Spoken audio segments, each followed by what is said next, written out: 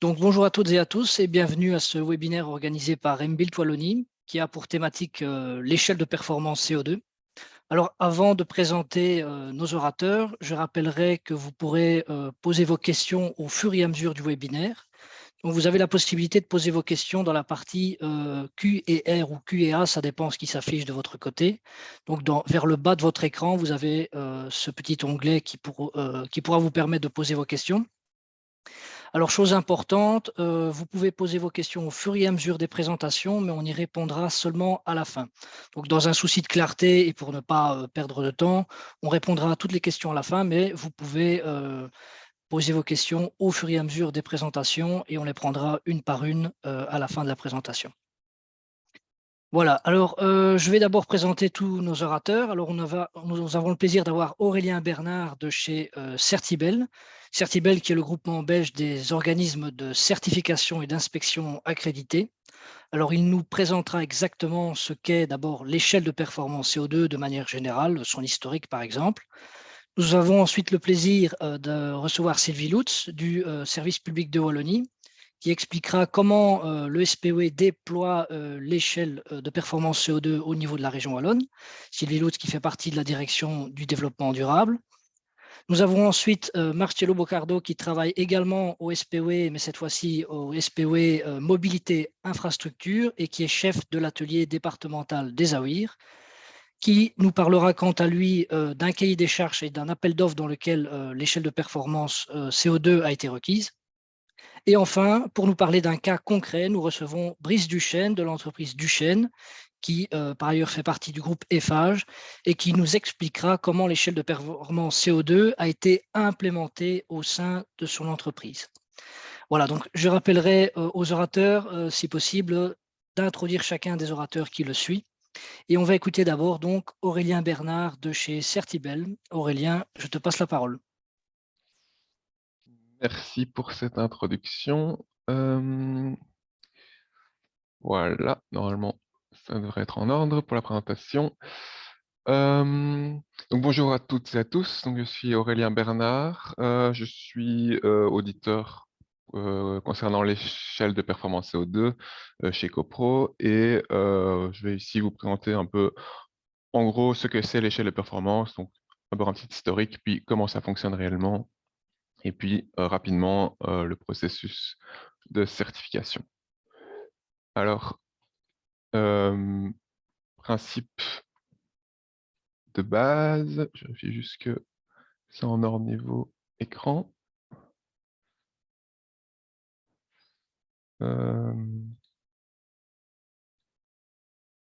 Voilà, ça devrait être mieux pour le partage de l'écran. C'est parfait. Voilà. Donc, qu'est-ce que c'est? C'est deux choses. C'est à la base un système de gestion de ces émissions de CO2, donc un système certifiable aussi, dans la même veine que les systèmes de gestion ISO, par exemple. Et c'est aussi, d'autre part, un instrument de passation de marché. Donc, ça peut être inclus dans les clauses environnementales d'un cahier des charges, par exemple. Alors, ça vient à la base des Pays-Bas. C'est à la base ProRail qui a lancé ça. Donc, c'est l'équivalent d'Infrabel aux Pays-Bas. Et il voulait avoir des critères d'attribution en termes de réduction de CO2. Mais ils trouvaient ça difficile de comparer les offres. Donc, ils ont voulu mettre en place un système qui est commun à tout le monde. Et ils ont lancé ça aux Pays-Bas.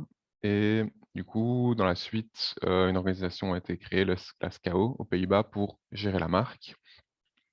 Et c'est un système du coup qui fonctionne maintenant très bien. Donc depuis 2009 aux Pays-Bas, ils ont presque 1400 organisations certifiées maintenant aux Pays-Bas. Et du coup, comme ça fonctionnait très bien, la Belgique s'est posé la question, est-ce que ça pourrait marcher chez nous aussi, étant donné qu'il y a quand même des directives du côté européen. Du coup, ils devaient aussi mettre des choses en place en Belgique. Donc, il y a une enquête qui a été faite par la DEP-VBA pour voir comment c'était applicable. Et suite à ça, les trois régions ont décidé de faire une phase pilote en Belgique, donc une phase test, qui a commencé en 2020 et qui s'étend jusque fin de cette année en 2023, où un certain nombre de projets ont inclus les critères de l'échelle de performance CO2.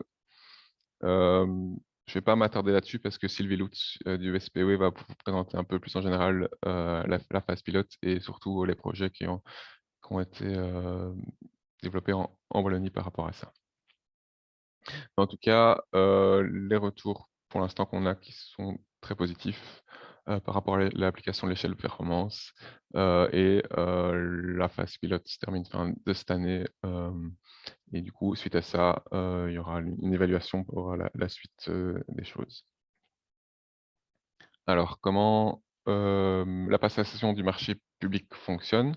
Donc, à la base, on a un projet, un chantier, avec un cahier des charges qui comprend les critères d'attribution par rapport à l'échelle de performance CO2. Du coup, les entreprises peuvent entrer une soumission pour ce projet et ils ont dans cette soumission leur niveau sur l'échelle de performance. L'échelle a 5 niveaux, donc ils ont leur niveau d'ambition. Ensuite, le maître d'ouvrage sélectionne l'adjudicataire et l'entreprise qui a été choisie pour le projet, son niveau d'ambition devient une condition d'exécution. Comment est-ce que ça c'est contrôlé? Il y a un organisme tierce qui entre en jeu, un organisme de certification, qui vient voir simplement si les critères de l'échelle de performance pour un niveau donné sont respectés et il donne un certificat. Donc, la vérification est faite par l'organisme de certification, donc ce serait facile de voir si l'entreprise a son niveau ou pas. Alors là, il y a deux possibilités. Donc, soit l'entreprise est certifiée au niveau de l'entreprise, ce qui est fait dans 95% des cas, soit il y a aussi moyen de certifier uniquement un projet, donc un chantier.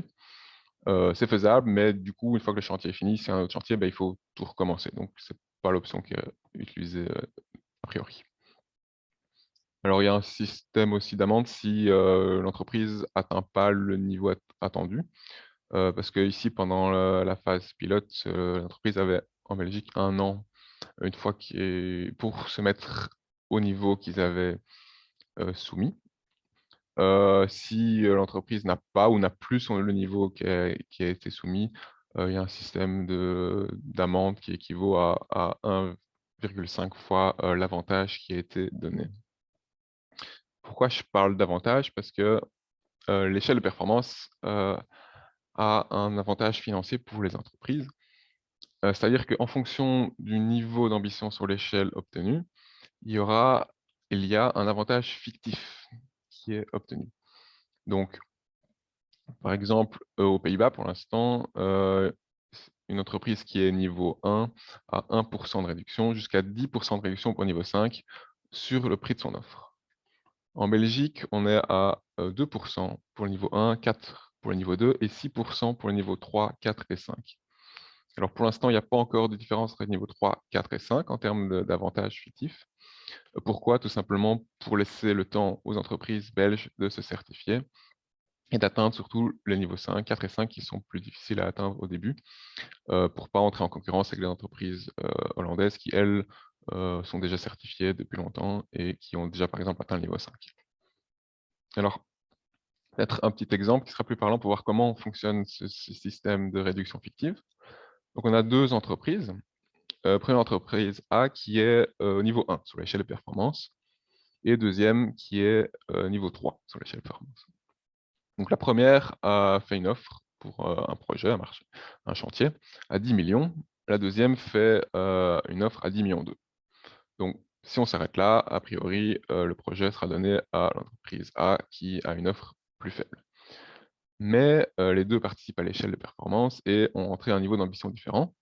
Donc, l'entreprise A, qui est au niveau 1, aura une réduction fictive de 2%. Correspond au niveau 1. Donc, au final, son prix fictif est de 9,8 millions d'euros sur base des 10 millions. L'entreprise B, elle, malgré qu'elle soit plus chère au départ, comme son niveau d'ambition est plus élevé, au niveau 3, elle a une réduction fictive de 6%, et du coup, son prix fictif est de 9,6 millions, donc plus faible que la première. Du coup, l'attribution ici sera faite à l'entreprise B pour un prix fictif de 9,6 millions. Mais bien sûr, le prix de l'offre de 10,2 millions reste. Donc, c'est le prix qu'elle sera payée, ça restera les 10,2 millions. Donc, on voit que c'est à la fois peut-être un avantage financier pour l'entreprise et aussi un critère pour l'attribution. Alors maintenant, comment est-ce que ça fonctionne, cette échelle? Donc, c'est une échelle, comme j'ai dit, à 5 niveaux, 1 étant le plus faible, 5 le plus élevé. Et il y a aussi 4 axes, donc, qui sont la connaissance, la réduction, la transparence et la participation. Je vais les préciser dans un petit instant. Mais il faut savoir qu'à chaque niveau, il y a des exigences pour les 4 axes. Et plus on monte dans le niveau, plus les exigences seront, entre guillemets, poussées. Il y a aussi une grande différence entre le niveau 3 et niveau supérieur 4-5, parce que jusqu'au niveau 3, on va regarder uniquement l'organisation propre et ses émissions de CO2 propres, on appelle émissions de scope 1 et 2. Et puis, à partir du niveau 4, il va falloir regarder dans la chaîne en entière, donc à la fois en amont et en aval de l'entreprise. Par exemple, c'est les matières premières qui sont utilisées. Il va falloir aussi dialoguer, par exemple, avec ses sous-traitants pour avoir collecté les informations auprès d'eux, pour pouvoir les impliquer. Il y a aussi après l'utilisation de son produit ou service, aussi, ça rentre en compte. Donc, il y a quand même une différence qui se fait entre niveau 3 et niveau 4 et 5. Alors, le cœur de ce que demande l'échelle de performance, ce sont ces 4 axes. Donc, on va les passer en revue. Donc, le premier, c'est la connaissance. C'est simplement déterminer quels sont ces flux d'énergie et quelles sont ces émissions de CO2. Alors, comment c'est fait? Première chose, c'est déterminer une année de référence, a priori la première année où on commence l'exercice, et faire l'inventaire de toutes ces sources d'énergie. Donc, ses consommations, son électricité, son chauffage, le carburant de ses voitures, etc., de ses machines, tout. Et une fois qu'on a fait cet inventaire, de le transposer en termes d'émissions de CO2. Il y a pour ça des facteurs d'émission qui permettent de transformer la quantité d'énergie en émissions de CO2 pour nous donner notre bilan d'émissions de CO2 par année. L'idée, c'est bien sûr de continuer d'année en année, de faire son monitoring et d'avoir une vue globale de toutes les émissions de son entreprise, année après année. Alors, une fois qu'on connaît nos émissions, donc qui étaient grâce à l'axe A, le but, c'est quand même de les réduire. C'est quand même le but de l'échelle aussi. Et ça, c'est fait via l'axe B, qui demande de développer des objectifs en termes de réduction de ces émissions de CO2. Alors, ce sont des objectifs par rapport à notre année de référence, mais l'échelle de performance n'impose pas des objectifs fixes. Donc, ce n'est pas en fonction du niveau, par exemple. C'est chaque entreprise qui se fixe ses propres objectifs. Le but, c'est d'avoir des objectifs ambitieux, bien sûr, mais tout en restant réalisables. Une fois qu'on a ces objectifs, il faut mettre en place des mesures concrètes pour arriver à ces objectifs. Donc ça passe à travers d'un plan d'action pour savoir voilà, comment ces mesures vont être implémentées, qui doit le faire, et puis aussi le suivi de ces mesures et de ces objectifs. Voir est-ce qu'on avance un objectif, est-ce que les mesures sont efficaces, voir par exemple, telle mesure, au final, ça n'a pas porté beaucoup de réduction de CO2, ça ne vaut peut-être pas la peine de la continuer. Par contre, là, on voit que celle-là, ça fonctionne très bien, il y a peut-être moyen de l'étendre, et voilà, et de continuer comme ça. C'est le principe d'un système de gestion basé sur l'amélioration continue, d'avoir un suivi derrière pour voir effectivement qu'est-ce qui est efficace, qu'est-ce qui fonctionne bien, et voir là où on peut aller chercher les meilleures réductions de ces émissions de CO2. Ça, c'est le deuxième axe, la réduction. Et puis, il y a le troisième axe qui est la transparence ou la communication.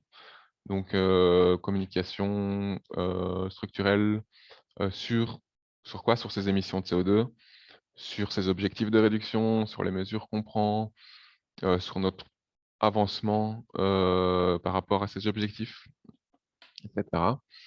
Il y a aussi ici une demande de l'échelle de performance de publier certaines de ces choses sur son site internet.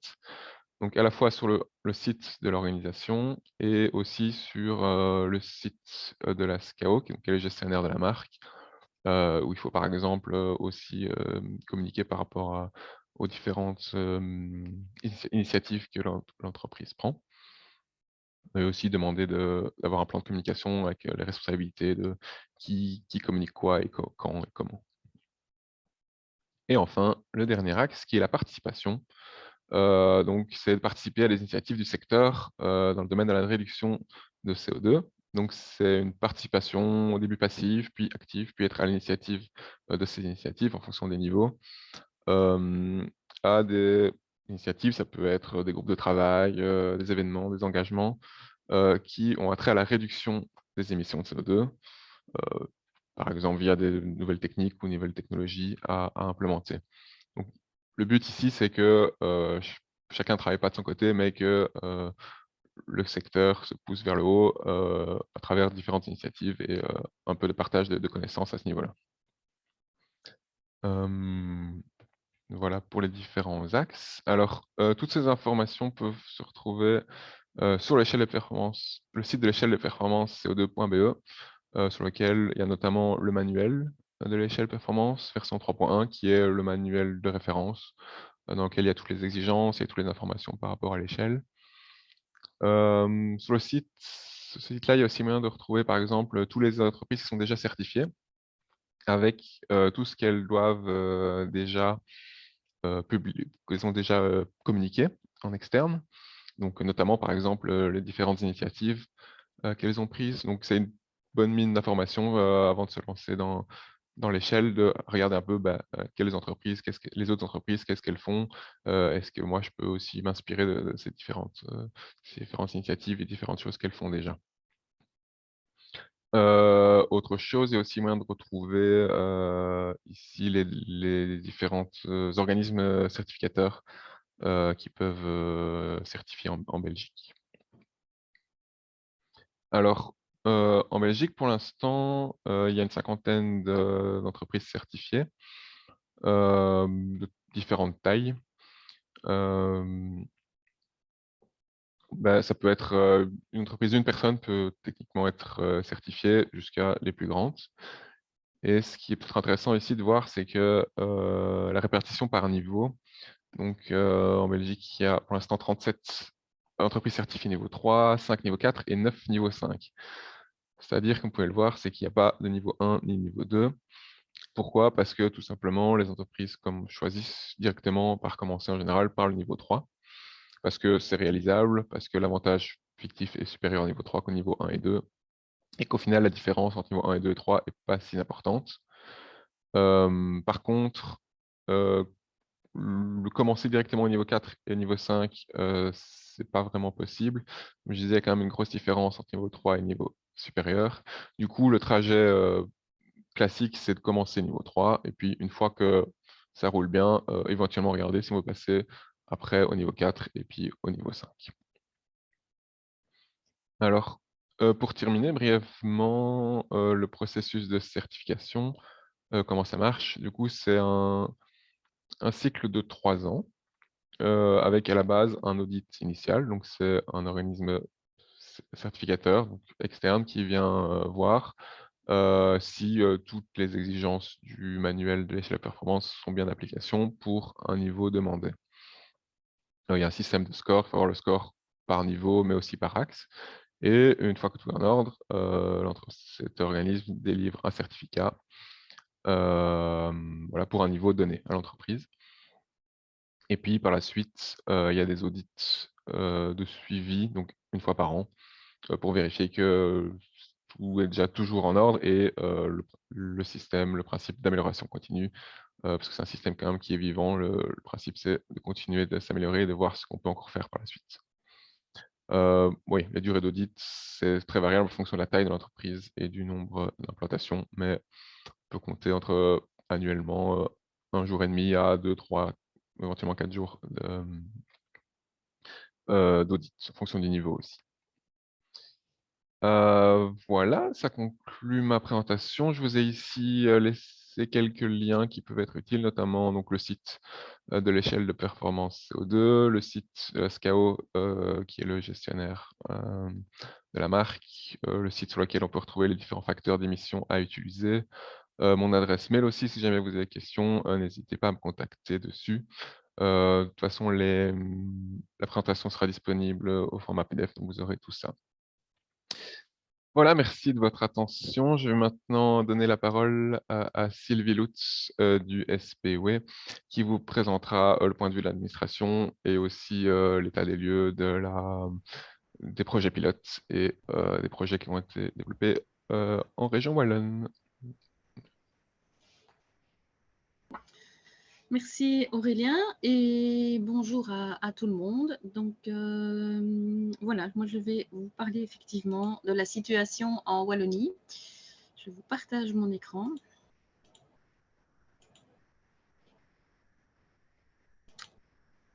Voilà, j'espère que c'est visible. C'est parfait. Super. Voilà, donc quelle est l'utilisation de l'échelle de performance CO2 dans les marchés publics en Wallonie à l'heure d'aujourd'hui? D'abord, Aurélien en a déjà parlé, mais donc je vais faire un petit rappel historique, vous expliquer en quoi consiste la phase pilote et nos marchés pilotes actuellement, et déjà vous faire un petit retour sur les offres et les certifications des entreprises qui ont lieu avant d'aborder les conclusions et les poursuites de cette échelle de performance CO2. Alors, le petit contexte historique. Donc voilà, Aurélien a expliqué effectivement que c'est déjà quelque chose qui date d'il y a plus de 10 ans maintenant aux Pays-Bas, initié par ProRail, qui avait des difficultés à comparer ses offres en termes d'émissions de CO2. Et nous avons eu une impulsion de la Fédération des grosses entreprises générales, de la DEB-FBA, donc qui a sollicité les régions pour voir dans quelle mesure c'était transposable au niveau de la Belgique. Et voilà, gros point intéressant, c'est que là, on n'est pas sur des régions, mais on est au niveau de la Belgique, ce qui est avantageux pour les entreprises qui passent facilement les frontières intra-belges. Donc ça, c'est une optique qui nous paraissait intéressante. Les 3 régions, une fois n'est pas coutume, se sont mises d'accord suite à une étude qui a été réalisée en 2018-2019. Et donc, en mai 2019, les 3 régions se sont engagées à réaliser la transposition du dispositif de performance CO2 au niveau de la Belgique. Donc, cette décision, en fait, elle visait à soutenir financièrement la transposition de l'outil, qui a nécessité un travail pour pouvoir l'adapter au niveau belge.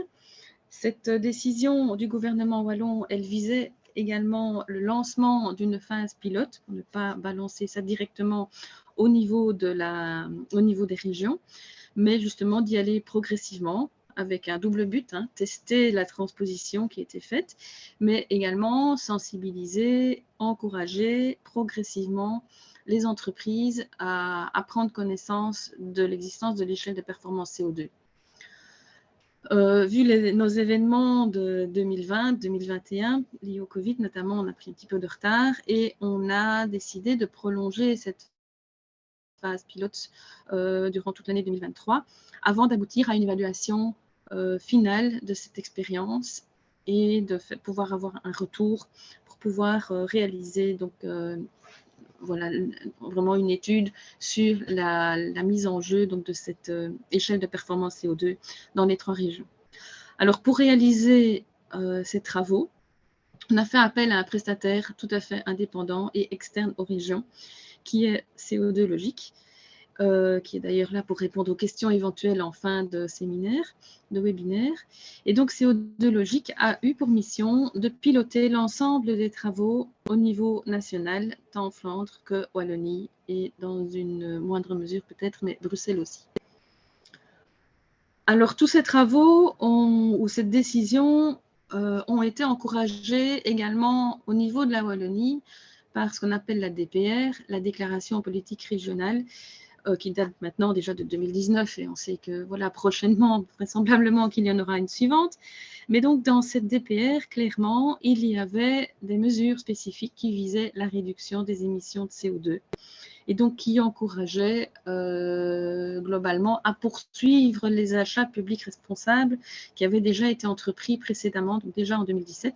Et donc tous les feux étaient au vert pour pouvoir continuer. Et puis, nouvelle couche, le plan de relance de la Wallonie, qui est arrivé plus récemment, et qui vise vraiment à renforcer toute une série de mesures qui sont en lien avec les achats publics responsables et avec la réduction des émissions CO2. Donc, comme vous le savez, dans ce plan de relance de Wallonie, il y a toute une série d'initiatives et de projets qui sont en cours. Et voilà, il y a différents projets qui visent la réduction des émissions de CO2, notamment dans tout ce qui est travaux d'infrastructures et d'infrastructures publiques. Alors, cette phase pilote qui continue à se dérouler, mais donc qui est déjà bien entamée, donc elle consistait d'une part à adapter le dispositif à la Belgique. Donc, qui dit adapter le dispositif à la Belgique dit aussi une traduction, mais pas uniquement une traduction d'un point de vue langue, mais également une traduction en termes de législation. La législation belge n'étant pas tout à fait la même que celle des Pays-Bas, il fallait également adapter le dispositif dans ce sens. Donc cela, ça a été fait. Et donc, ce qui veut dire que ça a conduit à élaborer des clauses à insérer dans les marchés publics, des clauses à insérer aux différents endroits du cahier des charges. Donc, que ce soit dans la partie objet, que ce soit dans le volet administratif, que ce soit dans le volet exécutif. Et donc, ces clauses, elles existent, elles sont disponibles sur le site Internet. Et ce sont des clauses, entre guillemets, à copier-coller d'un cahier de charge à l'autre. Elles se veulent assez simples d'utilisation pour le pouvoir adjudicateur. Et voilà, ils sont clairement établis. Donc, l'entreprise qui répond au cahier des charges sait exactement à quoi il s'engage. Donc, ça, c'était une première partie de la phase pilote. Une autre partie de la phase pilote pour CO2 logique a consisté à motiver et à informer, dans un premier temps, les pouvoirs adjudicateurs à proposer des projets pilotes. Et ces projets pilotes, on voulait que ce soit des projets pilotes de relativement grande ampleur, dans la mesure où on voulait que ce soit dans un premier temps les grosses entreprises, la démarche initiale venant de l'ADEME, qui soit, je veux dire, qui fassent un peu l'essai de test de cette échelle de performance CO2 au niveau belge. Et ce, pour ne pas pénaliser les petites entreprises et que l'échelle de performance ait éventuellement l'occasion de faire ces maladies de jeunesse. Alors, dans un premier temps également, donc Aurélien l'a expliqué, cette échelle de performance, elle peut aller de niveau 1 à 5. Et pour ne pas non plus mettre trop nos entreprises sous contrainte, nous avons voulu nous limiter au niveau 1, 2 et 3 pour les entreprises.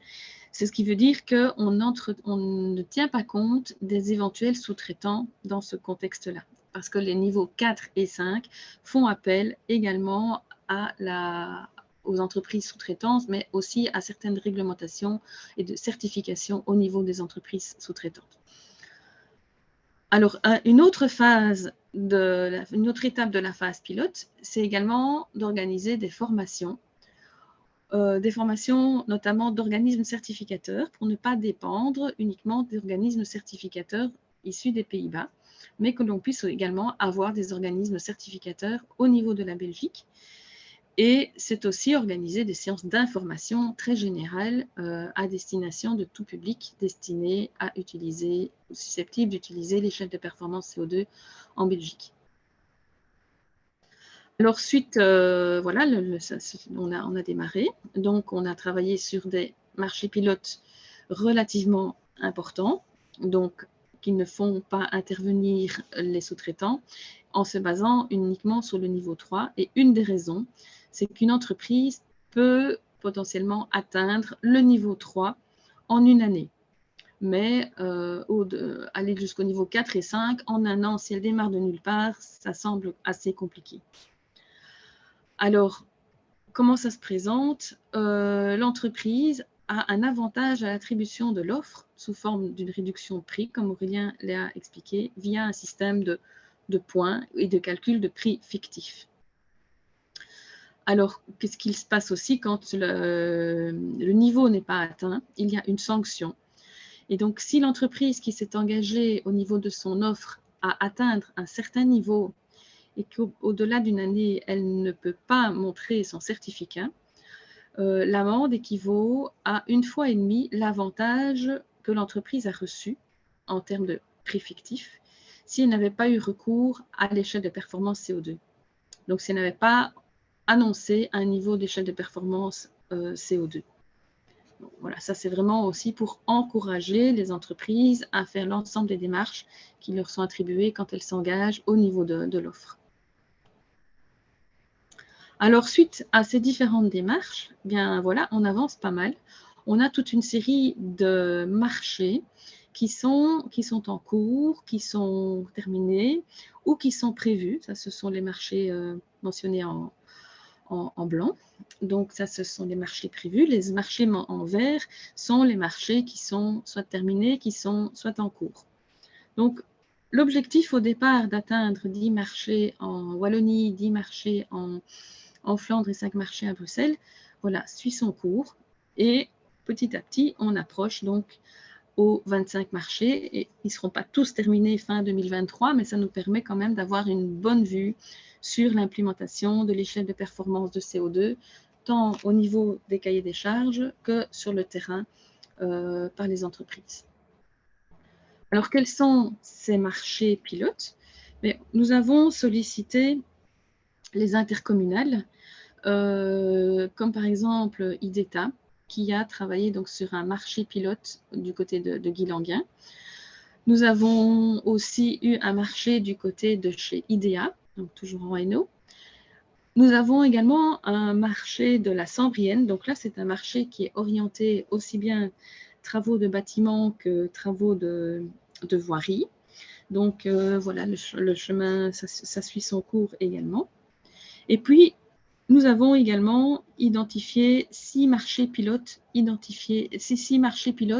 au sein du service public de Wallonie, mobilité infrastructure, donc au sein même de notre administration. Et quels sont ces marchés? Voilà, ces marchés pilotes qui se répartissent à différents endroits en Wallonie et qui relèvent d'un certain montant. Donc, on visait essentiellement le seuil européen. Voilà, nous avons aussi entrepris de travailler sur des marchés dont le seuil européen n'était pas tout à fait atteint, puisque les montants estimés étaient de 4 millions, 4 millions et demi, mais nous avons également des gros marchés, beaucoup plus importants, qui ont été entamés donc, au sein du service public de Wallonie. Et notamment l'aménagement de la zone multimodale à Bressau, par exemple, dont Marcello Boccardo va vous parler par la suite. Alors, quels sont déjà les résultats globaux sur l'ensemble de ces marchés? C'est qu'entre 2019 et aujourd'hui, le nombre de certificats est passé, voilà, selon mes chiffres, de 13 à 51. Désolée s'il y a une erreur peut-être par rapport aux chiffres près, mais voilà, on voit en tous les cas que cette phase pilote a vraiment permis de faire connaître aux entreprises l'existence de l'échelle de performance CO2 et que petit à petit, donc ça démarre bien, et que 75% des certificats qui ont été obtenus sont des certificats de niveau 3. Donc c'est vraiment le niveau que nous cherchons. Et nous avons également d'autres certifications d'entreprise sur le niveau 4 ou le niveau 5. Alors, ça c'était de façon globale. Au niveau des offres, donc nous avons 11 projets en cours en Wallonie. Et donc, si on regarde un petit peu les offres, tout d'abord, ce qui est rassurant, c'est de voir que le nombre d'offres reçues dans le cadre des marchés qui intégraient l'échelle de performance CO2, le nombre d'offres était comparable au nombre de marchés et au nombre d'offres reçues précédemment dans le cadre de marchés similaires. Donc des marchés qui n'intégraient pas historiquement donc, le dispositif de l'échelle de performance CO2. Donc ça, c'est une première chose qui est assez rassurante, c'est que les entreprises n'ont pas freiné, ils se sont engagés, ils se sont renseignés pour pouvoir remettre leur offre en intégrant l'échelle de performance CO2. Alors sur l'ensemble des offres reçues pour ces 11 projets, on voit que le plus souvent, donc les entreprises ont remis des offres avec un niveau d'ambition de 3 à 5, donc spécifiquement pour ces 11 projets, que certains soumissionnaires avaient remis une offre de niveau 2, donc n'avaient pas l'avantage maximal qu'ils pouvaient espérer par rapport à d'autres concurrents. Et que certaines entreprises, pareil, ont aussi remis une offre, mais sans engagement du tout. Voilà, peut-être c'était au début, peut-être un peu plus frileux, et puis méconnaissance de l'échelle de performance CO2. Donc, voilà les résultats qu'on a en ce qui concerne les offres. Et de façon alors générale, on voit que petit à petit, les entreprises s'engagent dans l'échelle de performance CO2. Au niveau des pouvoirs adjudicateurs, on a des retours assez positifs, dans le sens où l'utilisation de l'échelle de performance CO2 n'est pas trop contraignante pour le pouvoir adjudicateur.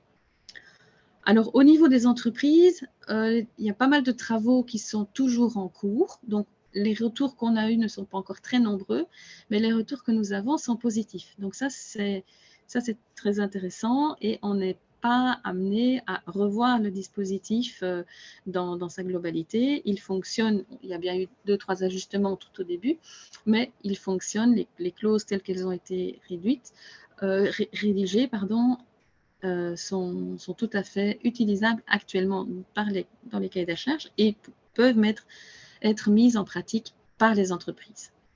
Alors, ces résultats positifs sont vraiment encourageants et ça motive le SPOE Mobilité Infrastructure à poursuivre des marchés pilotes et à une utilisation peut-être contextualisée dans le cadre des marchés publics qui incombent au SPOE Mobilité Infrastructure, et ça aussi en conformité au plan de relance de la Wallonie qui encourage vraiment l'utilisation de l'échelle de performance CO2.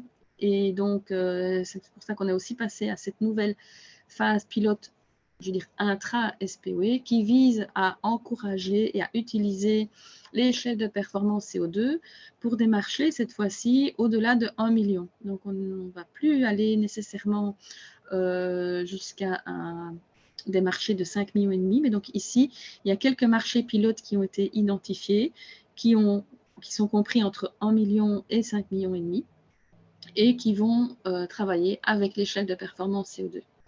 Et donc, toute cette expérience, toute cette phase pilote conduit à une réflexion qui est plus large pour une utilisation plus importante, mais pas par pas, une étape à la fois, au sein du SPOE Mobilité Infrastructure, en tous les cas, dans un premier temps, donc au sein de la Wallonie. Voilà, en ce qui concerne ce que je pouvais vous dire par rapport à l'expérience des marchés pilotes wallons. Alors, si vous avez des questions, n'hésitez pas à contacter la direction du développement durable. Éventuellement, en tant qu'entreprise, vous pouvez aussi contacter CO2 Logique, qui est là aussi pour la mise en œuvre et la transposition donc, du dispositif, et toute une série de sites Internet dont vous aurez les adresses ultérieurement via les slides. Vous pouvez également avoir des informations intéressantes par rapport à l'utilisation de l'échelle de performance CO2. Voilà, pour ma part, j'en ai fini là. Et donc, je vais maintenant laisser la parole à Marcello Boccardo, qui va rentrer alors un peu plus dans le vif du sujet pour un des marchés pilotes qu'il a suivi de près. Voilà, je vais vous parler de la mise en œuvre de l'échelle de performance CO2 au niveau de l'accès à la gare multimodale de Bressou. C'est un chantier qui a lieu sur la 25 à Liège. Tout d'abord, je vais vous faire une petite introduction sur le chantier et les enjeux de ce chantier. Donc, le but de ce chantier est de désaffecter la fin de l'autoroute A25 lorsqu'elle arrive dans le centre de Liège. Il s'agit d'un tronçon de 2 km entre le pont-barrage de l'île Moncey et le pont Atlas. Ce chantier a été choisi sur base de son importance comme chantier pilote pour le test de l'échelle de performance CO2. Il s'agit en termes budgétaires d'un chantier qui représente un budget de 17 millions d'euros hors TVA. Donc 16 millions ont été financés par la Sofico avec l'aide des subsides FEDER et 1 million ont été financés par RESA pour des travaux de déplacement des pétrants. Le chantier a débuté au mois de mars 2022 pour une durée de 500 jours ouvrables. Et à l'heure actuelle, la fin du chantier est prévue pour la fin 2024. Les enjeux du projet sont, dans un premier temps, d'apaiser la mobilité motorisée en transformant l'autoroute et la voirie communale adjacente en un boulevard urbain pour n'avoir plus qu'une seule bande en entrée de ville.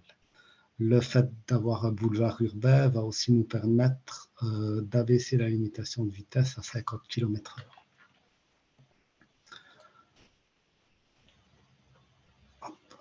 Un autre enjeu de ce projet est de créer des points d'accès au quartier de Bressou qui est en pleine mutation. En effet, ce quartier va voir sa gare complètement réhabilitée. Va accueillir prochainement les bâtiments de Liège Expo et un parking P+R qui fera la liaison entre le train et le tram. Pour pouvoir créer ces points d'accès, on doit créer aussi une nouvelle voirie et une trémie. Ces deux éléments vont permettre de pouvoir accéder aux différents points d'attraction via plusieurs itinéraires et de fluidifier la mobilité dans le quartier de Bressou. Un autre enjeu de ce projet est d'offrir une infrastructure pour encourager la mobilité active. Donc, on peut citer par exemple la création d'un espace dédié aux cyclistes côté Meuse et d'un espace partagé piétons-cyclistes du côté des habitations et des commerces.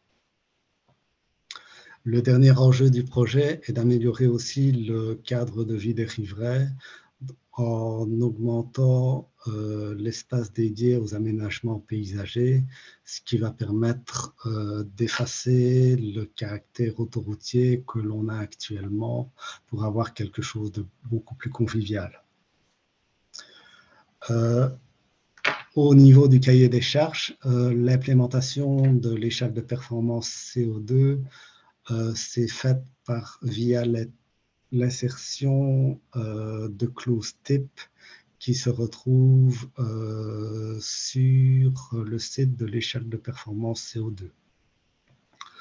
On peut parler de la possibilité de se faire certifier au niveau soit du projet, soit au niveau de l'entreprise, comme on vous l'a expliqué précédemment.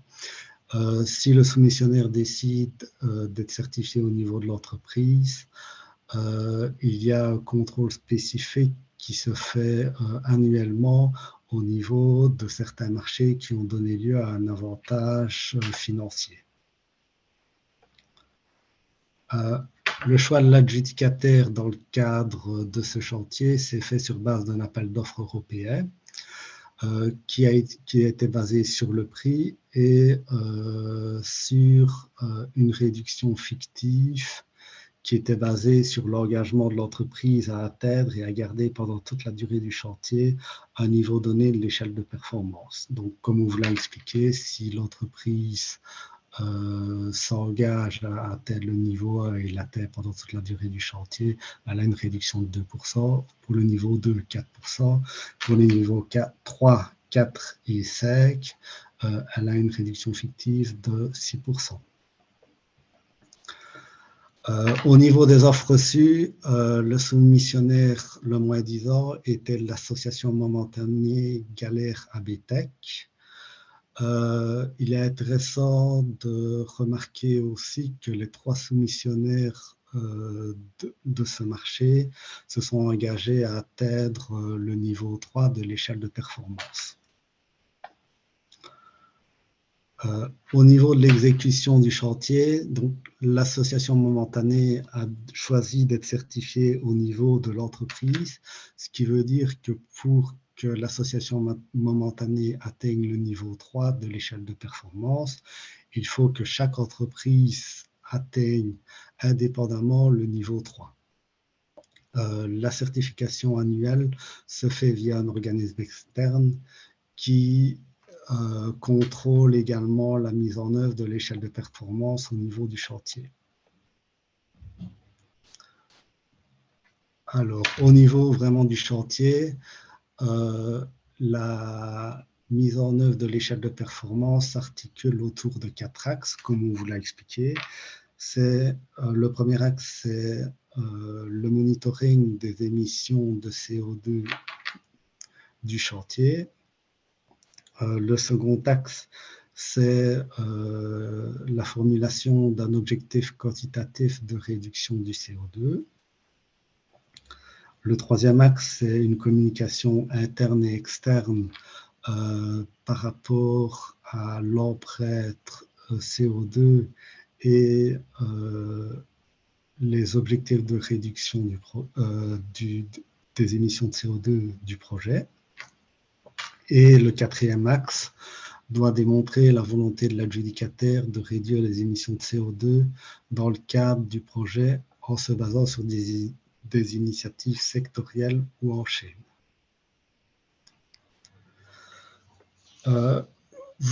En ce qui concerne le chantier, voici quelques exemples de mesures qui ont déjà été prises pour réduire les émissions de CO2. C'est la généralisation des systèmes start and stop sur les engins de chantier, le choix de fournisseurs à proximité immédiate du chantier, la généralisation de l'éclairage extérieur par LED, l'utilisation d'électricité verte et de carburants renouvelables et l'augmentation du pourcentage de covoiturage du personnel des entreprises. Je vous remercie pour votre attention et j'espère que cette présentation vous aura permis d'y voir un petit peu plus clair sur l'implication de la mise en œuvre de l'échelle de performance au niveau des chantiers. L'orateur suivant est M. Duchesne, qui va vous présenter les démarches qu'a entrepris l'entreprise Duchesne pour obtenir la certification par rapport à cette échelle.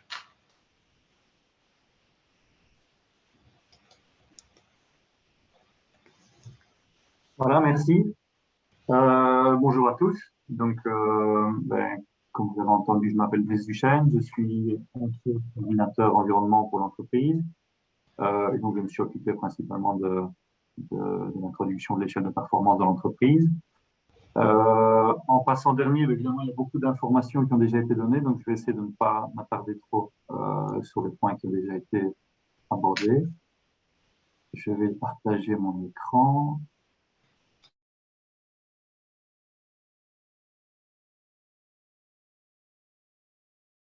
Voilà, est-ce que c'est bon au niveau du partage? C'est parfait. Super. Donc voilà, dans un premier temps, je vais vous présenter l'entreprise. Bon, l'idée ici, c'est pas de faire la pub de l'entreprise, mais c'est plutôt de pouvoir vous permettre de nous situer par rapport à la taille et par rapport aux différentes activités qu'on a. Donc, l'entreprise a été créée en 1930. C'est pas très important. L'idée aussi, c'est qu'on on fait partie du groupe Eiffage depuis 1990, qui est un groupe français de construction. Et donc, qui est situé sur le marché européen au niveau BTP, au niveau concession. Le groupe Eiffage représente 73 500 collaborateurs et un chiffre d'affaires de 18,7 milliards d'euros. Donc ça, c'est pour l'entièreté du groupe. Nous dépendons plus directement d'Eiffage Benelux. Donc nous sommes une filiale d'Eiffage Benelux qui, elle, représente 2000 collaborateurs et plus ou moins 700 millions de chiffre d'affaires.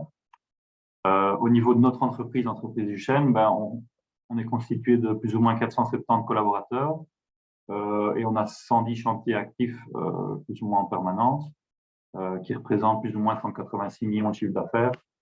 Et en termes de certification, nous disposons déjà de certifications ISO 9001, 45001, 14001, donc qualité, prévention et environnement. et plus récemment le certificat de niveau 3 sur l'échelle de performance CO2, ce qui nous intéresse plus particulièrement aujourd'hui. Au niveau de nos activités dans l'entreprise, on a une grande proportion qui est liée à la construction de bâtiments, donc 57%. La deuxième grande activité est le génie civil, et on a deux activités un peu plus réduites qui sont l'électrification du rail, très spécifique, et également une menuiserie. En termes de répartition, en Belgique, on est vraiment plutôt situé en Wallonie, avec une grosse activité sur Liège et aussi dans le Hainaut et du côté de Namur. Et en termes de répartition publique-privée, on voit qu'on a 67% de notre activité qui sont les marchés publics et le reste en marché privé. Quelques références, bon, on ne va pas s'attarder dessus, mais des chantiers de génie civil comme l'écluse d'Ampsin, des bâtiments comme notamment le P+R pour le tram de Liège à Sclessin ou le siège de BNP Paribas à Bruxelles.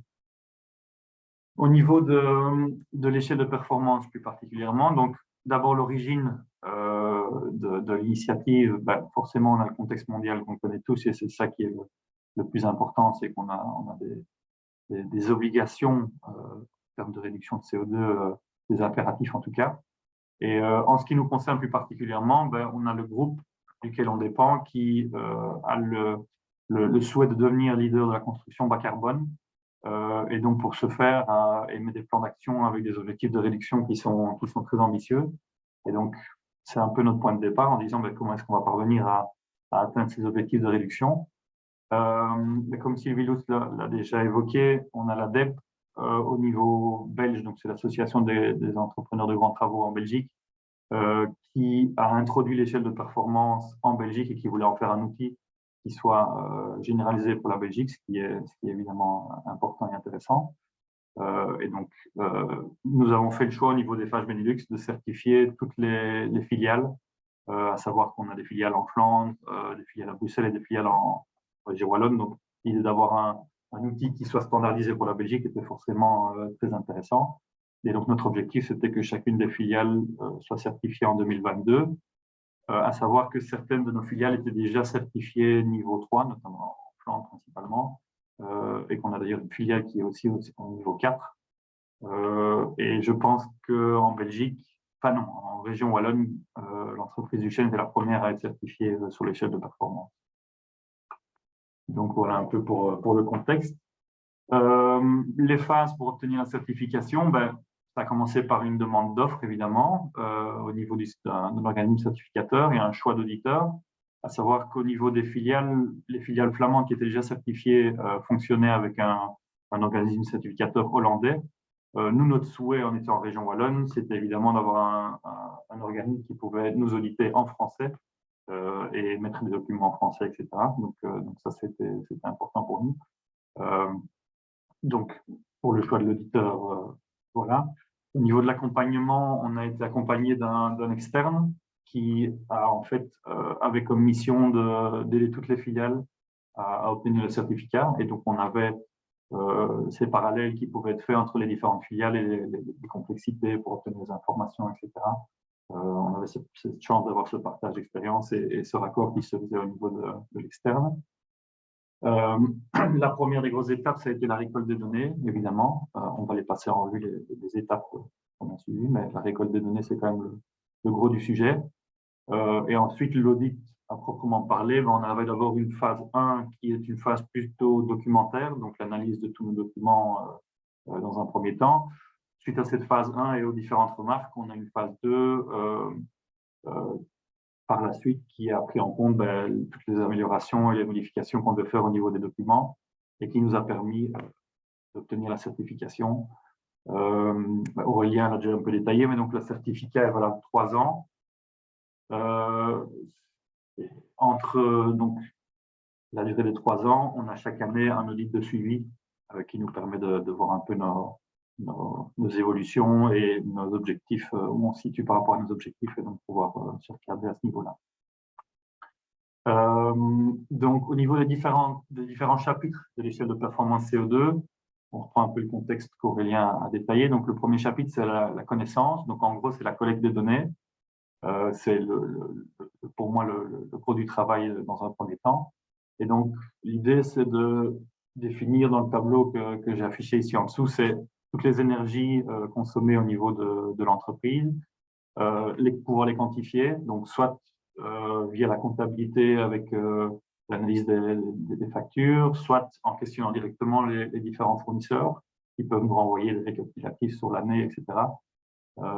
Et donc voilà, obtenir toutes ces données dans un premier temps en termes de quantité. Ensuite, on a une conversion qui se fait avec un système de conversion, un tableau de conversion par rapport aux énergies qui nous permet d'arriver à des équivalents tonnes de CO2 émises en fonction des énergies consommées. Donc, on relationne tout ça dans un tableau. Et donc, en ce qui nous concerne, on a un petit graphique ici qui représente un peu les différentes émissions. On voit évidemment que le gros de nos émissions, ben, la plus grosse partie est liée au carburant consommé pour les véhicules et camionnettes, donc pour les déplacements.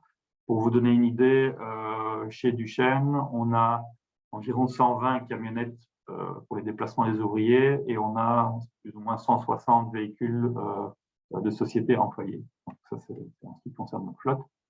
Le deuxième gros consommateur, c'est également toujours dans les carburants, mais là sur chantier, donc les carburants qui alimentent les groupes électrogènes ou les engins de chantier. Donc ça, c'est les deux gros premiers facteurs. Le troisième gros facteur qu'on avait les années précédentes, c'était lié à l'électricité. Donc, c'est en fait le CO2 émis pour la production d'électricité que nous consommons, donc pas directement par l'entreprise, mais par le fournisseur d'électricité. On voit dans ce tableau aussi qu'il ne représente plus que 0,29% de nos émissions de CO2. Et en fait, ça s'explique parce que sur l'année 2022, on est passé à un contrat de fourniture d'énergie 100% vert. Et donc, qui nous garantit que toute l'électricité qu'on consomme via notre contrat a une origine de production renouvelable, donc photovoltaïque ou éolien.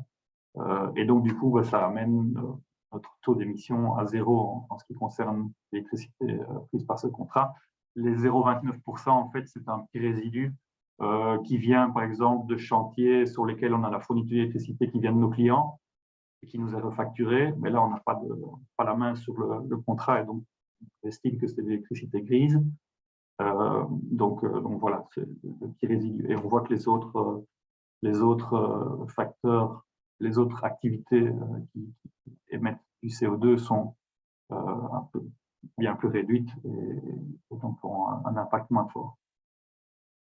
Donc le deuxième chapitre au niveau de l'échelle de performance, c'est les objectifs à se fixer. Nous, on s'est en fait calqué sur les objectifs du groupe FH qui a son plan Horizon à 2025 qui est une réduction de moins 15% des émissions pour les 3 scopes. Donc, les scopes, on les a déjà expliqués un peu plus tôt. Donc, le scope 1 et 2, c'est les émissions directes de l'entreprise.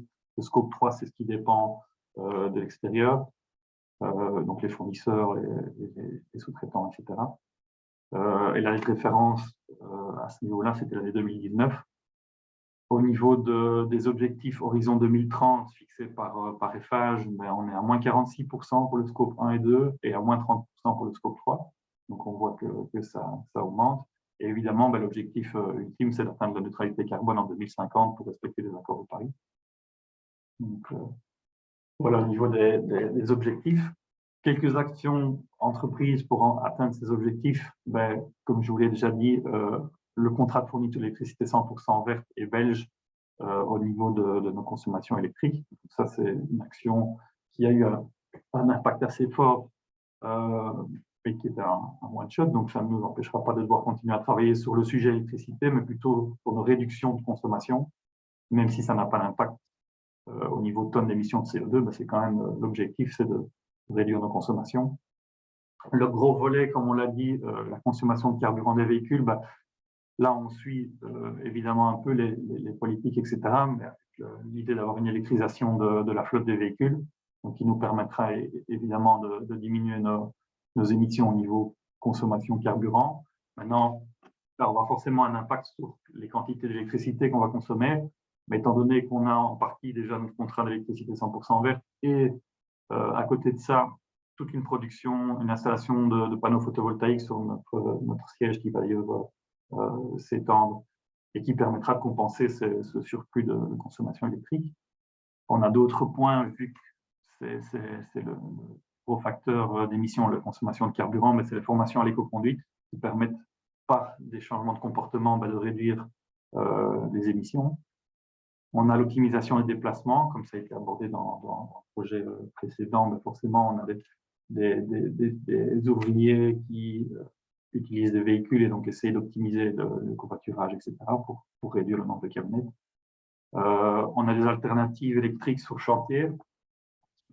J'ai cité l'utilisation de la green box, on ne va pas rentrer dans le détail, mais l'idée c'est de pouvoir supprimer les groupes électrogènes et fonctionner avec des groupes de batteries, même si on n'a pas les puissances suffisantes pour alimenter les grues, on peut se servir des batteries dans lesquelles on aurait stocké l'énergie pour pouvoir compenser ces pics, et donc supprimer les groupes électrogènes, et évoluer vers des engins ou des équipements plutôt électriques que thermiques.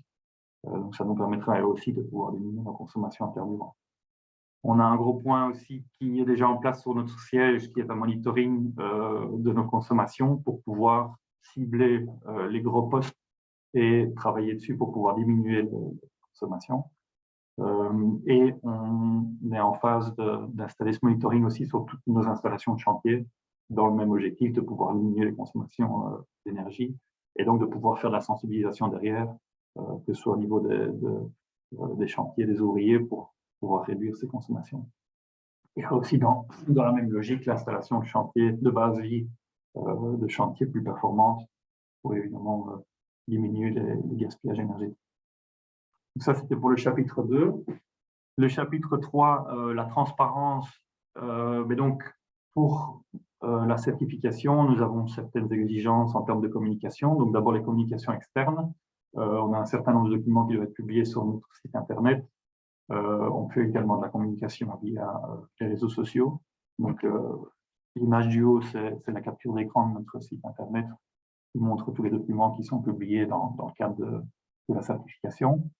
On a également une communication interne qui consiste en fait en plusieurs choses, mais notamment, on a des quarts d'heure bas carbone qui sont organisés tous les mois chez nous. Ça, c'est plutôt une imposition ou une directive qui nous vient du groupe. Donc, la certification n'oblige pas à cette communication mensuelle. Pour la certification sur l'échelle de performance CO2, on doit au moins 2 fois par an communiquer sur nos chiffres à l'ensemble des collaborateurs, mais nous, on a choisi de faire une communication tous les mois. Donc voilà, c'est parfois un peu contraignant, mais au moins, on garde un certain rythme à ce niveau-là. On a aussi des réunions plénières en interne. On a un magazine d'entreprise dans lequel on communique sur différents aspects en lien avec la certification ou en lien avec l'actions plus durable. Donc ça, c'est au niveau transparence. Et alors le 4e point, le dernier point, c'est les participations à initiatives. Mais comme on l'a déjà expliqué avant, l'idée c'est de participer de manière active, un maximum, passive aussi, mais à des groupes de travail, notamment au niveau des FH Benelux. Chacune des filiales certifiées, on a un groupe de travail où on se réunit de manière régulière pour discuter des difficultés, pour voir comment on peut s'améliorer, comment on peut atteindre nos objectifs, discuter de nos KPI, etc. Donc ça, c'est organisé. Comme je l'ai dit aussi, on est membre de l'ADEB, l'Association des entreprises de grands travaux, et je fais partie du Green Board, dans lequel on discute également de toutes sortes de possibilités d'amélioration, d'évolution de technologie, etc., en termes de réduction d'émissions. Et à côté de ça, je participe aussi à différents groupes de travail, séminaires ou webinaires, comme ceux organisés par Buildwise, CMBuild ou des entreprises. Donc ça, c'est peut-être un peu moins actif, mais en tout cas, ça fait partie des participations à initiatives. Donc voilà les 4 chapitres de la norme et comment on a pu y répondre en ce qui nous concerne.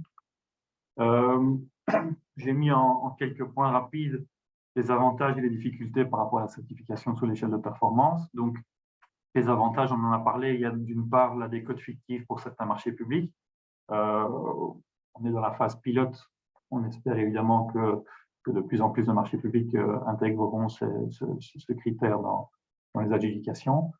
Et on a le deuxième point qui était assez important pour nous aussi, c'était d'avoir un outil pour pouvoir structurer nos mesures d'émissions et parvenir à nous aider à faire un plan d'action et un suivi de nos objectifs. Et donc là, c'est pour pouvoir répondre aux objectifs du groupe, notamment. C'est d'avoir cette structure. Et évidemment, le point intéressant que j'ai déjà cité, c'est que ce soit un outil qui soit uniforme sur la Belgique, et donc du coup, on soit en phase avec les différentes filiales, notamment flamandes et bruxelloises du groupe. Au niveau des difficultés, je l'ai abordé aussi, la récolte des données, c'est pas quelque chose de simple. L'idée, c'est de pouvoir avoir un systématisme et de pouvoir trouver les sources les plus simples ou les plus efficaces possibles, en tout cas, et de pouvoir se comparer d'année en année sur les mêmes critères. Et un deuxième point qui n'est pas spécialement évident non plus, c'est de parvenir à formuler ou à structurer les informations dans les différents documents de manière à répondre aux différents points de la norme. Donc voilà. Merci pour votre écoute et je suis disponible pour répondre aux différentes questions. Merci Brice, merci à tous. On va passer sans plus tarder aux questions, vu qu'on en a beaucoup. On va essayer de répondre à toutes. Alors, première question. CoPro est-il le seul organisme de certification pour l'échelle de certification CO2? Aurélien, peut-être? Oui, je vais peut-être répondre à ça. Non, CoPro n'est pas le seul organisme de certification. Donc, sur le site échelle de performance CO2.be, il y a un onglet certifié, et puis là, il y a organismes qui peuvent certifier. Donc là, vous pouvez retrouver la liste des organismes qui peuvent certifier pour l'instant en Belgique. Très bien. Autre question, quelle est la différence au final entre l'échelle de performance CO2 et le bilan carbone? Je peux peut-être aussi du coup répondre. Donc, ouais, c'est vraiment basé sur les protocoles de gaz à effet de serre. Mais donc, pour l'échelle de performance, c'est jusqu'au niveau 3, c'est uniquement on prend en considération les émissions de scope 1 et 2. Et alors, en plus, le business travel du scope 3 qui vient se rajouter. Et à partir du niveau 4 et 5, là, on va regarder aussi le scope 3. Et alors, la spécificité ici, c'est que, entre guillemets, les facteurs d'émission à utiliser sont aussi imposés par l'échelle de performance. Vous pouvez les retrouver sur un site internet. Bon, il y a la possibilité d'utiliser d'autres facteurs si jamais il y a des choses plus spécifiques, mais de base, c'est ceux-là qui sont à utiliser, quoi. Mais sinon, c'est très similaire. Voilà. Très bien, merci. Alors, autre question, le plan de communication demandé est-il proportionnel à la taille de l'entreprise? Une petite entreprise a-t-elle les mêmes exigences de communication qu'une plus grande? Quelles infos sont reprises sur le site internet, par exemple? Je peux peut-être encore aussi répondre. Il y a, il y a certaines exigences du manuel où effectivement, en fonction de la taille, pour les plus petites, il y a certaines choses à pas faire ou à moins faire. Pour le plan de communication, il n'y a pas spécialement d'exigences en moins, entre guillemets, pour les plus petites entreprises. Ce sera par contre plus facile, je pense, pour communiquer en interne, s'il y a moins de monde à toucher. Et publication sur le site internet. Ici, le manuel demande de publier certaines choses, mais donne aussi quand même une certaine flexibilité par rapport à la façon de communiquer. Donc, c'est communiquer sur ses résultats, ses objectifs, etc. Donc, allez, a priori, pour la communication externe sur le site internet, ça ne change pas grand-chose que ce soit une grande ou une petite entreprise, je pense. Très bien, merci. Je vais poser une autre question qui, a priori, s'adresse plutôt à Sylvie ou Marcello. Bonjour, comment se positionne la Wallonie par rapport à la continuité de l'échelle de performance après la phase pilote? Considérez-vous que le test pilote est un succès? Il me semble que Bruxelles et la Flandre sont favorables à continuer avec cet outil. Alors, effectivement, tous les retours pour le moment, que ce soit Bruxelles, Flandre ou Wallonie, sont des retours positifs. Donc, comme je l'ai un petit peu expliqué, donc dans un premier temps, nous allons poursuivre cette phase pilote en interne avec des marchés plus petits, des marchés de seulement 1 million. On voudrait étendre l'utilisation dans un deuxième temps, donc au sein des marchés publics de Wallonie, de manière à vraiment pouvoir tout tester. Et puis, alors je ne suis pas devin, mais donc peut-être que dans un futur assez proche, il est possible que l'échelle de performance CO2 soit utilisé dans l'ensemble des marchés publics, moyennant peut-être certaines conditions, notamment de montants prévisibles, prévus, etc. Mais je veux dire, pour le moment, en tous les cas, les signes vont dans une utilisation plus généralisée de l'échelle de performance CO2. Très bien. Autre question, peut-être toujours pour Sylvie. Cette imposition a-t-elle limité fortement le marché en termes de sous-traitants, favorisé la Hollande, engendré une augmentation des prix importante? Alors, si je prends la dernière question concernant l'augmentation des prix, je dois dire qu'on est dans un contexte où c'est quand même assez compliqué de parler d'augmentation ou de non-augmentation de prix. Alors, on peut parler de l'expérience des Pays-Bas qui est arrivé avant les circonstances actuelles. Et donc, au niveau de l'expérience des Pays-Bas, à ce niveau-là, on voit que l'augmentation est de 0,1%. Donc, voilà, une augmentation quand même assez négligeable par rapport au retour bénéfique lié à l'environnement. Et donc, on a justement, pour ne pas favoriser les entreprises des Pays-Bas, on a volontairement travaillé sur des marchés importants, des marchés européens de 5,5 millions, voilà, pour que nos grosses entreprises belges puissent aussi travailler dessus. Et donc, dans les attributions de marché, on n'a pas nécessairement des entreprises provenant des Pays-Bas. Très bien, merci. Alors, autre question, quel est l'intérêt du niveau 1 et 2 si tout le monde accède facilement, entre guillemets, au niveau 3? Et pourquoi essayer le 4 et 5 si ceci n'apporte pas davantage? Alors, je poursuis. Donc, justement, voilà, toujours dans cette idée de ne pas pénaliser nos entreprises. Et comme il faut à peu près une année pour atteindre le niveau 3, on a voulu commencer petitement, si je peux dire comme ça. Mais l'échelle de performance telle qu'elle existe aux Pays-Bas comprend 5 niveaux.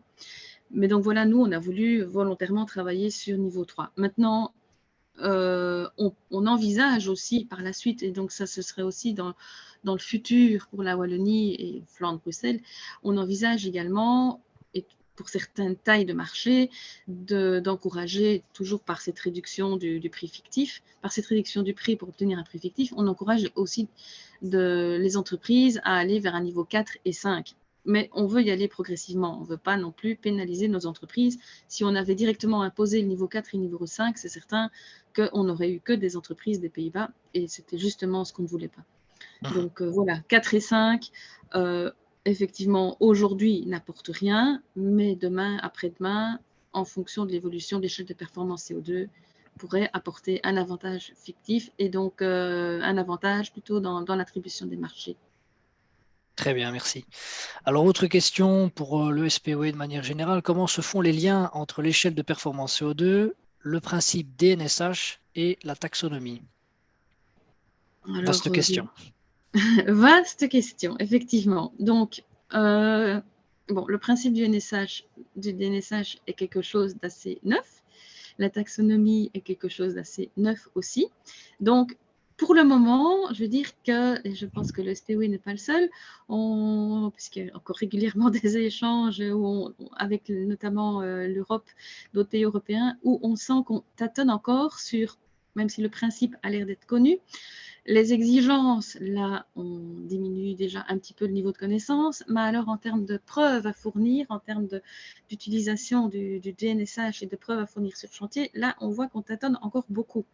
Donc, c'est certain que l'échelle de performance CO2 est un gros plus par rapport à la mise en œuvre du principe du DNSH sur chantier.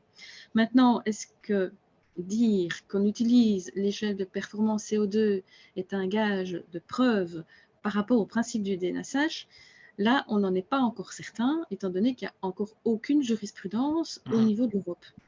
Donc, il y a des liens, ça c'est certain, mais dire que l'un suffit l'autre, ça c'est encore autre chose. En tous les cas, c'est sûr que c'est une bonne direction. Très bien, merci. Alors, une autre question peut-être pour Brice. Il me semble que pour des gros chantiers, le gros de l'empreinte carbone est lié aux matériaux utilisés, par exemple béton, acier, et à l'utilisation suivante. Comment cela a-t-il pris en compte dans vos marchés? Mais Brice, tu nous as montré que c'était surtout, au final, les carburants qui avaient une empreinte carbone élevée. Donc, est-ce qu'il y avait une partie matériaux? À ce stade-ci, en fait, la partie matériaux et fournisseurs intervient quand on passe à l'échelle niveau 4 ou niveau 5. Pour le niveau 3, pour le moment, on se concentre sur les énergies liées à l'entreprise et aux consommations liées à l'entreprise. Et donc, nous, en ce qui nous concerne, à ce stade-ci, c'est les véhicules, c'est les carburants utilisés sur le chantier. Les matériaux seront évidemment envisagés et ça a du sens d'intégrer tout ça à notre analyse. Mais en tout cas, à ce stade-ci de l'échelle, on ne le prend pas encore en compte. Très bien. Autre question, de quelle échelle de budget, enfin en termes de budget, quel est celui nécessaire et de quel niveau de charge de travail parle-t-on pour les entreprises? Donc j'imagine la question c'est de savoir au final combien ça coûte et combien de temps ça prend pour se faire certifier. Donc à notre niveau, combien de temps ça prend? On a décidé de se faire certifier en 2020. On a obtenu, il y a eu la période Covid, etc. On a obtenu notre certificat l'année passée. Donc ça fait 1 an qu'on a été certifié. En termes de budget, à ce stade-ci, c'est plutôt l'énergie qu'on y consacre, nous, en interne. Donc, principalement moi, mais aussi les différentes personnes de l'entreprise qui travaillent sur le sujet. Et donc, c'est des coûts qui sont difficiles à estimer parce que c'est en interne. C'est une activité que j'ai repris, moi, dans mon rôle, mais j'étais déjà employé dans l'entreprise avant. Donc, c'est plutôt mettre à disposition des moyens dans l'entreprise pour pouvoir le faire. Mais ça se limite en tout cas à ce stade-ci à du personnel, à du travail au niveau de l'entreprise. Très bien. Autre question pour le SPW? Oui. Excusez-moi, est-ce que Brice pourrait peut-être compléter la question parce qu'il y a quand même un coût, une redevance en quelque sorte auprès de l'organisme, actuellement c'est encore celui des Pays-Bas, de la SCAO, oui. Donc de l'entreprise. Oui, il y a un coût d'affiliation effectivement à la SCAO. Mais cette année-ci, donc, on a payé, je pense, c'était de l'ordre de 12 ou 1300 euros pour l'affiliation SKO. Et il y a également, ça j'en ai pas parlé, mais le coût de l'externe qui nous a un peu aidé pour la réalisation des documents, etc. Donc ça, c'est un coût à considérer aussi. Là, c'est plus ponctuel. Cette année-ci, il est beaucoup moins intervenu, évidemment, par rapport à l'année passée où c'était la certification en tant que telle. Et donc là, il y a eu un gros travail à faire sur toute la rédaction des documents et autres. Ici, c'était vraiment plus ponctuel, mais il faut évidemment considérer ces coûts-là aussi. Une idée du coût de consultance globale par rapport à votre entreprise, qui n'est quand même pas une petite entreprise, hein, donc. Je dirais je pense que ça tourne autour des 3 000 à 4 000 euros. Merci. Très bien. Autre question pour le SPW. Est-ce que les pouvoirs adjudicateurs sont certifiés également? Donc j'imagine, est-ce que le SPOMI, par exemple, est certifié lui-même? Alors, pour le moment, on vise essentiellement la certification des entreprises de la construction. Et donc, c'est pour ça qu'on lance nos marchés pilotes, de manière à ce que les entreprises, enfin, de manière à créer des marchés pilotes qui intègrent l'échelle de performance CO2. Alors, je ne sais pas si la question vise la certification de tout type d'entreprise, du type, voilà, que ce soit du tertiaire ou une autre entreprise qui soit non liée au secteur de la construction. Je ne sais pas si c'est la question porte là-dessus, mais dans ce cas-là, je veux dire, ça n'a pas encore du tout été encouragé au niveau de la Wallonie. Alors, clairement, ça pourrait porter sur tout type d'entreprise, mais je pense qu'il existe des dispositifs plus généraux de type EMAS, par exemple, qui reprend un management environnemental plus global, voilà, sans viser directement l'échelle de performance CO2 ou les émissions de CO2. Et donc, dans ce contexte-là, le SPOE s'est déjà inscrit pour certains bâtiments, oui. Mais pas au niveau de l'échelle de performance CO2 proprement dite. Très bien. Alors, autre question. Que doivent faire de manière concrète les fournisseurs donc, concernant les niveaux 4 et 5? Est-ce que d'autres systèmes de certification relatifs à l'empreinte carbone sont pris en compte? Mais du coup, ouais, pour les fournisseurs, à partir du niveau 4 et 5, c'est surtout pour l'entreprise. Le défi, c'est d'aller pouvoir chercher l'information dont vous avez besoin donc, auprès de ces fournisseurs. Donc, c'est ça l'intérêt de les impliquer dans le système pour simplement récolter leurs données. Et alors dialoguer avec eux pour qu'eux aussi mettent des choses en place, mais il n'y a pas l'obligation que eux soient certifiés d'une façon ou d'une autre pour que ça rentre dans votre certificat à vous. C'est plutôt à ce niveau-là que les fournisseurs doivent rentrer dans le niveau 4 et le niveau 5. Ok. Alors, une autre question plus générale. Notre société a déjà fait une analyse de performance et un plan d'action via un certain plan d'analyse. Comment savoir si celui-ci est certifiable ou non? Assez vague comme question, ça dépend un peu du cas, mais du coup, a priori, tout ce que vous avez fait, même si c'est pas exactement la même chose que ce qui est demandé dans l'échelle performance, il y a beaucoup de choses, si c'est similaire, qui vont pouvoir être réutilisées. Maintenant, si vous avez un autre certificat d'une autre façon, celui-là n'est pas directement transposable à l'échelle de performance, mais a priori, surtout si vous avez déjà une expérience dans ça et que c'est un peu similaire, ça va être facilement transposable. En tout cas, une partie va être facilement transposable. Après, il y a sûrement des exigences qui sont plus spécifiques à chacun des systèmes. Et ça, c'est des adaptations. Mais voilà, donc c'est refaire l'exercice via ce système-là avec l'expérience que vous avez et peut-être certaines choses, notamment si vous avez déjà fait un bilan des émissions, ben, ça peut facilement être repris ici dans le cadre de l'échelle performance. Très bien, merci. Alors, autre question, quelles sont les limites du concept pour une application à des marchés publics de travaux de moindre montant, par exemple les travaux d'entretien de voirie? Et qu'en est-il aussi au niveau de l'utilisation des granulats recyclés en termes d'impact CO2 par chantier? Qui veut répondre? Alors, je peux répondre à une partie de la question. Donc, le volet granulat, donc en quelque sorte, ça fait un peu partie des fournisseurs. Hein. Bon, voilà, on joue sur la matière et sur ce qui rentre. Et donc, il faut regarder à ce qui rentre dans le chantier. Voilà. Alors, l'autre volet de la question concernait la première partie. J'ai oublié. C'est pour les marchés publics de moindre importance, en tout cas, Oui, pour le chantier de voirie, par voilà. exemple. Mais actuellement, c'est encore difficile à dire parce qu'on a testé donc, sur les gros chantiers de plus de 5,5 millions. On teste ici progressivement des chantiers de 1 million, donc on descend. Et je veux dire, c'est un peu le résultat de ce deuxième volet, donc qui se fait plutôt là intra-SPOE, mobilité infrastructure, et les résultats de cette initiative qui vont permettre de voir un peu les impacts pour aller plus loin, pour des plus petits chantiers et notamment des chantiers de réparation.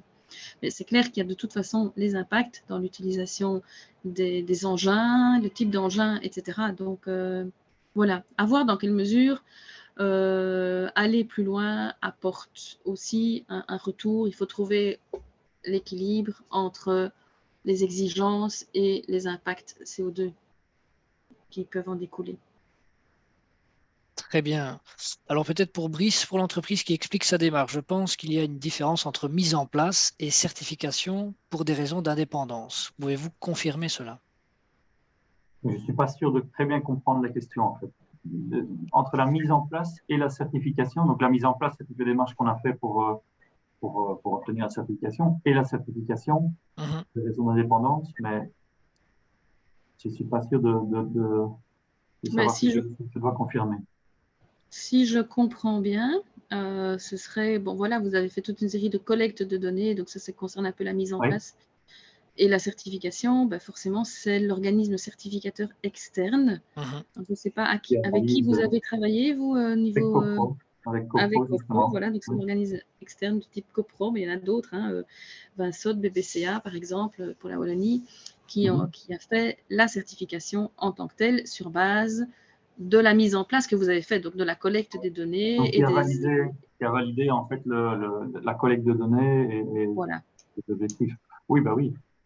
Si je comprends bien le sens de la question. Ouais. Oui, si je dois confirmer, c'est effectivement comme ça que ça s'est passé. Donc, il y a eu toute une recherche de documentation et de données de notre côté. Et cette démarche a été validée par l'organisme certificateur. On a expliqué d'où venait tel et tel chiffre. Et voilà, ils ont validé notre recherche de données en disant que c'est correct, c'est la manière dont il faut les renseigner. Très bien, merci pour ces précisions. On va essayer de prendre les dernières questions et faire au finish. Donc, il y a encore 5 petites questions. Une rapide, les 4 entreprises qui n'ont pas remis d'objectifs, est-ce qu'elles ont été écartées? Ont-elles eu des marchés? Elles n'ont pas été écartées dans les marchés pilotes, dans la mesure où ce n'est pas un critère de sélection, c'est un critère d'attribution, et donc l'avantage se joue au niveau du calcul du prix fictif. Bon, il se fait que, voilà, ils n'ont pas passé, ils n'ont pas eu le marché, pas uniquement à cause du prix, il y a sans doute d'autres critères dans le cahier des charges, pardon, qui ont fait que les entreprises n'ont pas eu le marché. Mais c'est pas ça ça n'a pas été un critère d'écartement, c'était pas mis au critère de sélection. Très bien. Autre question, serait-il envisageable d'organiser une ou plusieurs séances d'information à l'échelle des entreprises d'une commune afin de les informer de la procédure à suivre pour entrer dans la démarche avant que la commune ne se lance dans l'utilisation de ce critère d'attribution pour ses marchés publics? Donc en gros, est-ce qu'il y a des séances prévues d'information au niveau des communes? Alors actuellement, c'est pas vraiment envisagé, mais on peut retenir l'idée s'il y a voilà, des communes qui sont enthousiastes. Alors, on ne va peut-être pas travailler avec les 262 communes isolément, mais on peut envisager en tous les cas des regroupements pour pouvoir faire ce genre de formation, d'information. Ça, c'est possible. Très bien. Alors, quels sont les intérêts des niveaux 4 et 5? La remise fictive reste à 6%. On en a parlé déjà, c'était un peu une double question, je pense. Hein. Très bien. Une question, est-ce une orientation vers des entités de production, TPE, PME, secteur de services? J'avoue que je ne comprends pas tellement la question. Alors, l'échelle de performance CO2 pour le moment est utilisée, est destinée essentiellement aux entreprises de construction, pas les TPE. Alors, PME et grandes entreprises, oui, ça oui. Et donc, ce sont essentiellement pour le moment c'est essentiellement pour le moment notre public cible. Voilà. Après, on pourrait l'élargir à tout type d'entreprise et aussi au secteur tertiaire. Hein, SPOE pourrait aussi dire je me fais certifier sur l'échelle de performance CO2, mais voilà, les plus gros acteurs émissions de CO2, un des plus gros acteurs, c'est quand même le secteur de la construction. Et donc, pour le moment, on vise essentiellement les PME et les grandes entreprises de construction. Très bien. Alors, une dernière question, et non des moindres. Le système encourage encore à l'achat de véhicules à batterie électrique. Dans une approche holistique type analyse du cycle de vie, est-ce correct de considérer qu'il s'agit d'une réduction d'impact de 100% par rapport au moteur à combustion interne? Selon plusieurs analyses, la réduction est de l'ordre de d'une dizaine de pourcents en prenant en compte l'entièreté du cycle de vie. Donc là, la question, c'est peut-être pour Aurélien de savoir au final comment sont calculées et où sont pris comment dire, les unités de mesure pour calculer le CO2. À partir de quelle base de données sont-elles puisées, quoi, on va dire ça. Oui, c'est une question pertinente. Je suis assez d'accord avec cette analyse, mais effectivement, dans le cadre de l'échelle, on va considérer les voitures électriques comme de l'énergie verte qui va être utilisée et ça va permettre effectivement de réduire nos émissions directement. Jusqu'ici, l'analyse du cycle de vie en entière de la voiture n'est pas considérée. Donc, ça vient un peu des directives européennes qui poussent aussi à l'électrification de notre parc voiture. Mais bon, donc là, c'est plutôt, je pense que la réflexion au final, voiture électrique, c'est peut-être pas aussi bien que ce qu'on veut le faire croire. La question, je pense, va se faire plutôt au niveau gouvernemental et européen plutôt qu'au niveau de l'échelle de performance qui, en fait, suit un peu aussi ces politiques-là, quoi. Mais effectivement, je suis d'accord avec ce qu'il y a derrière. Très bien. Je rajouterais juste une question en rapport un petit peu avec ce type d'analyse. Quand on a par exemple la prise en compte d'un fournisseur d'électricité dont on ne sait pas au final le mix électrique, qu'est-ce qui est pris en compte? C'est le mix électrique belge pour calculer le CO2? Mais du coup, la plupart des fournisseurs, il y a moyen effectivement d'avoir alors la répartition de où ça vient, de quand, de quelle source d'énergie, quel pays d'origine. Parfois, on n'a pas cette information. Dans ce cas-là, on prend entre guillemets le pire qui est l'énergie grise. Il y a un facteur d'émission pour ces facteurs-là, facteur d'émission grise belge ou européenne. Très bien. Eh bien, un grand merci à tous pour ces présentations, pour ces nombreuses questions également. Donc, il me reste juste à vous remercier. Juste préciser également que ce webinaire est enregistré. Donc, il y aura l'enregistrement qui sera disponible sur les réseaux sociaux d'Embuild Wallonie et les présentations PDF seront également mises à disposition des participants. Donc, si vous avez d'autres questions, nous invitons à revenir soit vers Embuild Wallonie, soit vers chacun de nos orateurs. Et il me reste à vous remercier une dernière fois et vous souhaiter un bon appétit et à très bientôt en tout cas.